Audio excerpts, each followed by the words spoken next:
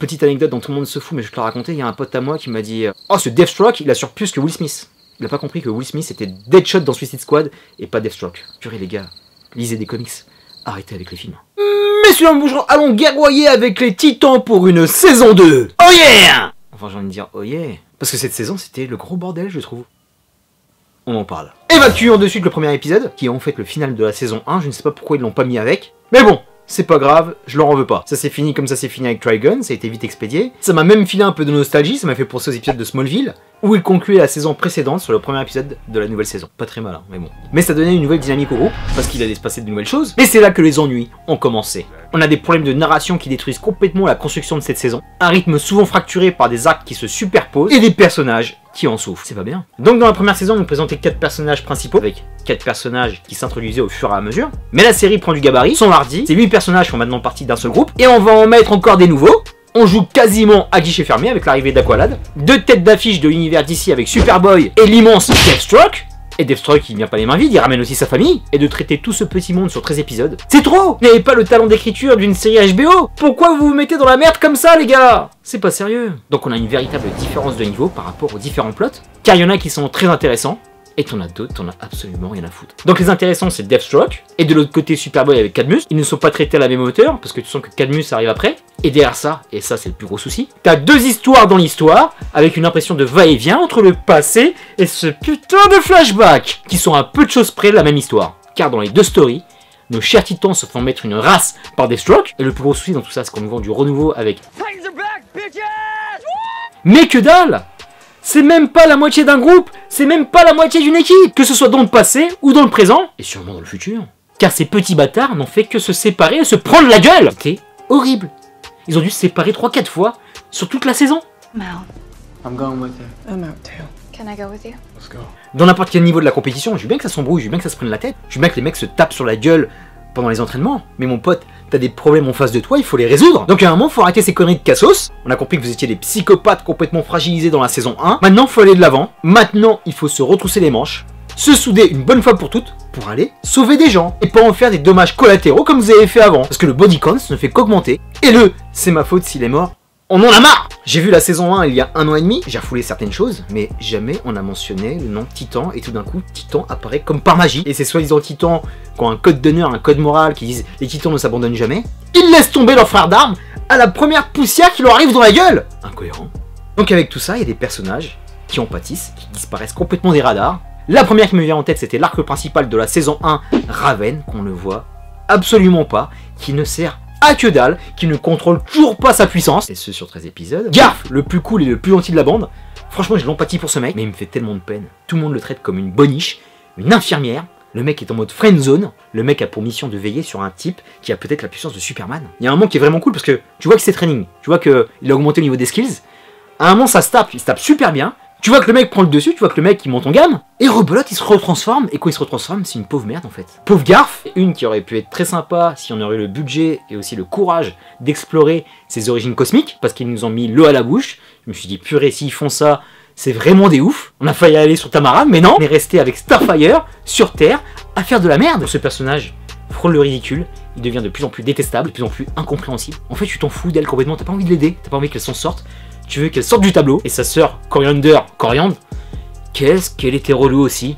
Le peu d'apparitions qu'elle a faites, s'il vous plaît sur la saison 3, évacuez cette petite daube, parce que je sens que là, je vais lâcher la série quoi. Il y a un autre qui est à buter, s'il vous plaît, dégagez-le lui aussi, tuez-le sur un accident minable, parce que j'en peux plus de Hawk, un beauf footballeur junkie qui retombe dans ses travers à la moindre contrariété.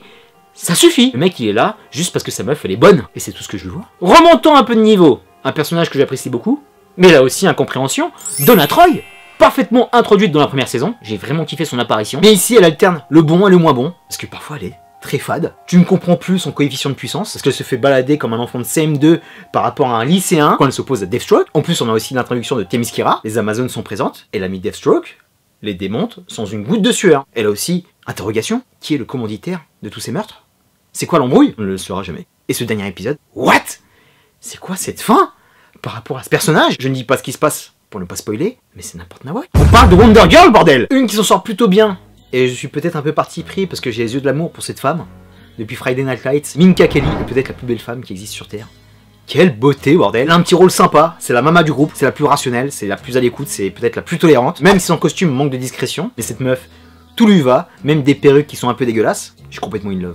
Et un que je kiffe, même s'il a une grosse tête à baffe et des fois t'as envie de lui mettre des coups de coude, Jason Todd, j'ai vraiment apprécié. Même avec le peu qu'on lui donne, ce personnage arrive à exister. C'est le mec qui a le mauvais rôle, c'est un peu la brebis galeuse. Mais au moins, il tombe des choses. J'ai beaucoup aimé son passage en PTSD, c'était vraiment intéressant par rapport à ce qu'il a subi. Et tout ce groupe, à part Dick, ils se sont vraiment comportés comme des bâtards, ils sont vraiment intolérant au possible. Le mec a subi très gros et ces gros bâtards le rejettent. Cette team de super-héros, j'ai rarement vu des fils de flûte pareil. Bon, là on arrive définitivement dans le positif. Moitié qui a été canon et qui va me faire rester pour la saison 3. En l'air, presque Kent et pas tout à fait Luthor. L'épisode qui lui est consacré est le plus beau de la saison, accompagné de son chien Crypto.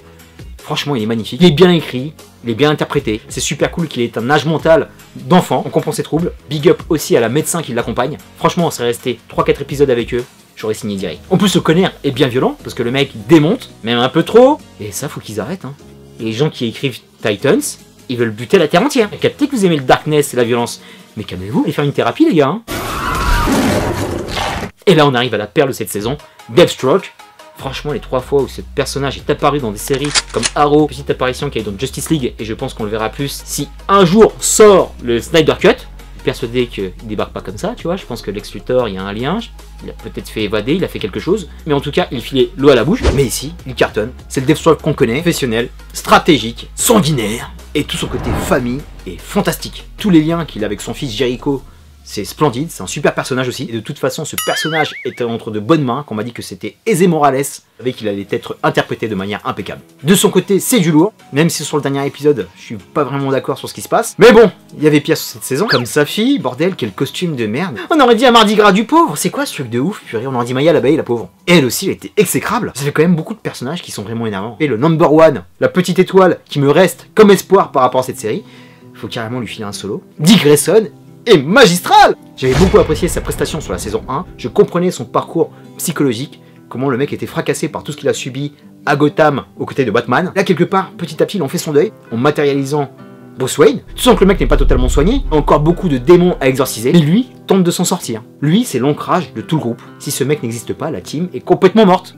Et il se débat, il fait ce qu'il peut pour sortir des ténèbres et se dépêtrer de tout ce qu'a fait Robin. Et dans tous ces tourments, il va aller vers une renaissance qu'il mérite parce que c'est le meilleur. Et ce type, il me l'a prouvé par rapport à cette saison, malgré tous ses efforts, il ne peut pas sauver cette équipe en carton. Parce que la plupart sont des merdes, ils ne le méritent même pas. Et tu vois que par rapport à lui, c'est des putains d'ingrats, parce qu'il leur a tous tendu la main. Et quand lui a eu besoin d'eux, ils l'ont abandonné. Plusieurs fois dans la saison. How many other fucking half-truths have you told us? My brother's dead because of you. I'm out. Compris pourquoi il s'est foutu lui-même en tôle pour échapper à tout ça, parce qu'il ne peut pas gagner sur tous les fronts. Il ne peut pas sauver ses Golemons et gagner ses propres batailles. Donc à un moment, il était égoïste, il a décidé de se sauver lui-même. C'est là que Al Azul, il se borne. Petit frisson quand son compagnon de cellule a commencé à lui parler, la naissance de Nightwing, qui m'a été spoilé directement sur le net, parce que moi je regardais peut-être avec quelques jours de décalage. J'étais quand même plus ou moins à jour. Et les bâtards, les miniatures sur YouTube, tous les gifs sur Twitter, on a vu directement le costume de Nightwing. Faut arrêter avec ça parce que ça commence à me saouler. Normalement c'était une surprise, moi j'étais pas au courant que Nightwing allait arriver maintenant. Bon, je suis vraiment content qu'il l'ait introduit parce qu'on aime les comics, on kiffe Nightwing. C'était vraiment un spoil de bâtard, comme il y en a eu plusieurs autres. Fait le lien entre Robin et Nightwing, comment ce costume s'est matérialisé, un sacré clin d'œil, qui se frite comme il faut, encore pas aidé par les autres, hein, qui le regardent en train de se friter contre Deathstroke, parce que quand même, Deathstroke on voit, et il y a personne qui l'aide. Mais en tout cas, Richard Grayson a emmené un peu de lumière. Et ça fait plaisir. Un vrai héros, un vrai leader, un vrai frère, qui a toujours été là, il a toujours tendu la main pour tous les sortir de la merde, même par rapport à Connor. Et c'est bien payé pour lui, et c'est déjà ça. On a fait le tour par rapport à Titan, et pour conclure, je serai là pour la saison 3, mais j'espère avec une meilleure écriture. Je pense qu'il faut qu'il fasse le ménage avec certains personnages, qu'il se concentre sur ce qu'il y a de mieux, concentre sur un arc à la rigueur, qu'il fasse comme d'autres séries, une part A et une part B, pour que ce soit plus clair, parce que là c'était le bordel, tu comprends que dalle. Il y a des choses qui sont inintéressantes, il y a des choses qui sont incompréhensibles. Cet épilogue de fin, purée, mais c'est n'importe quoi. À chaque fois que je vois ces personnages, que je vois une série traitée comme il faut par la DC Warner, qui ouvre plein de portes, c'est super fun. Tu vois les nouveaux costumes qui arrivent, t'as du bon fan service, t'as tout ce qu'il faut pour kiffer. Et s'il vous plaît, sur Titan, améliorez-vous au niveau de l'écriture, parce qu'il y a encore plein de lacunes. Par rapport à Doom Patrol, c'était pratiquement un quasi sans faute. Et ça empathie beaucoup, parce que je matais ça en même temps que Watchmen. Franchement, il n'y a pas photo, quoi. Il y a deux métiers différents, là. Je demande pas que ce soit un niveau HBO, mais vous avez bien commencé, continuez dans la même voie. Là, une mini sortie de route, je reste encore. C'était intéressant, j'ai J'ai pris du plaisir à regarder certains épisodes, à certains moments j'ai vraiment apprécié, j'ai frissonné, j'étais comme un fou. Mais il y en a d'autres, j'étais hyper vénère. Une saison mi-figue, mi-titan. Ouais, bof celle-là. Terminus pour la saison 2 de Titan, je te dis à très bientôt pour de prochaines vidéos. D'ici là, porte-toi bien. Merci pour tes likes, tes partages, tes commentaires. Est-ce que tu as vu cette saison de Titan? Dis-moi ce que tu en as pensé. Dis-moi si tu veux arrêter les super-héros, dis-moi si ça te gave. Dis-moi si t'en peux plus. Et d'ici là, je t'envoie un magnifique peace and love.